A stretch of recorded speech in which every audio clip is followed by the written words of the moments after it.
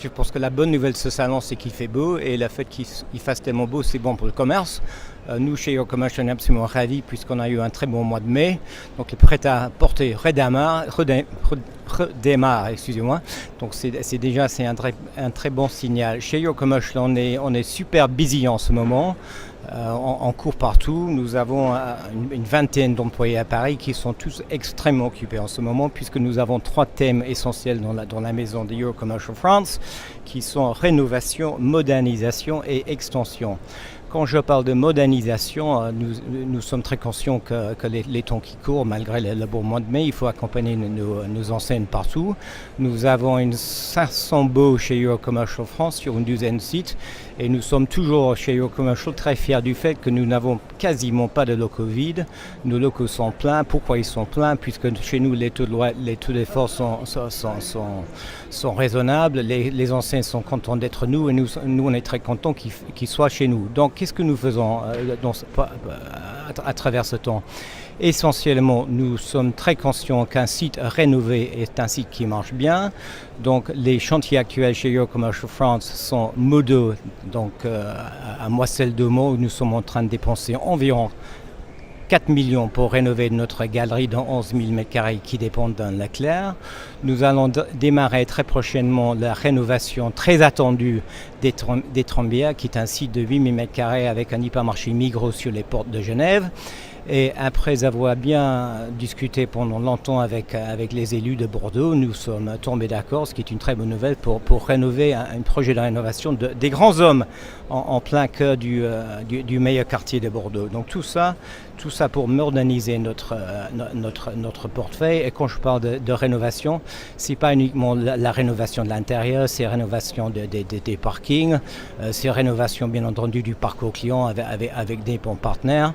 Et quand je parle parcours client, nous sommes très attentifs à l'accueil des familles.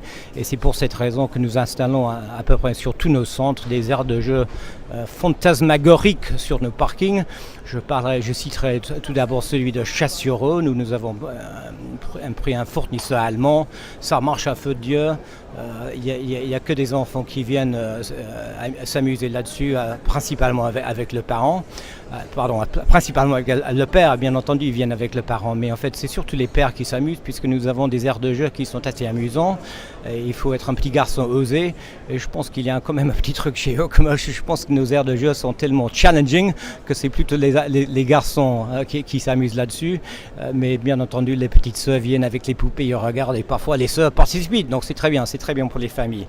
Donc voilà pour la modernisation. Ensuite, pour les extensions, nous sommes presque terminés avec l'extension de 5000 m² d'Amiens-Glizy. Amiens-Glizy, bien entendu, c'est très à la mode en ce moment puisque notre nouveau président vient d'Amiens. Donc la ville d'Amiens, je pense qu'elle est très fière. Donc le fait que notre extension de 5000 m² arrive en ce moment, c'est de très bon timing. La commercialisation est presque bouclée et nous allons ouvrir les portes de cette commercialisation en mois d'octobre, si je ne me trompe pas. Si ce n'est pas octobre, ça va être très vite après. Non, mais je pense qu'on est confiant pour octobre. Au-delà de ça, les prochaines extensions que nous envisageons, nous avons acheté du foncier à côté des Trembières. Donc il y aura soit une extension du centre commercial, soit un petit retail park en Solus à côté des Trembières. Sans parler de la CDAC que nous avons récemment obtenue pour 15 000 m² à Val-Thoiry sur l'autre côté de Genève, dans le Pays de Gex. Et puis n'oublions pas que nous avons quand même un beau foncier de 2 hectares à côté de Tours-les-Atlantes, où nous envisageons dans le temps de faire une extension de 15 000 m². Donc tout cela pour dire que tout va bien chez Eurocommercial. On a fait une 50aine de deals l'année dernière avec Nicolas Boremov et Juliette Benz, qui sont nos 2 commercialisateurs. Ils ont eu des très bons scores. Et le dernier deal dont nous sommes assez fiers, c'est quand même quelque chose qui s'appelle la Andy's Machine, qui est le 3e deal que nous avons fait avec Andy's du groupe Etam cette année. Et là, on a fait un truc absolument super puisqu'on installe un Andy's Machine au passage du Havre. Nous avons éventré tout le sous-sol du passage du Havre pour qu'il y ait des tubes pneumatiques qui passent en dessus du passage du Havre. Ça va être très ludique et très amusant.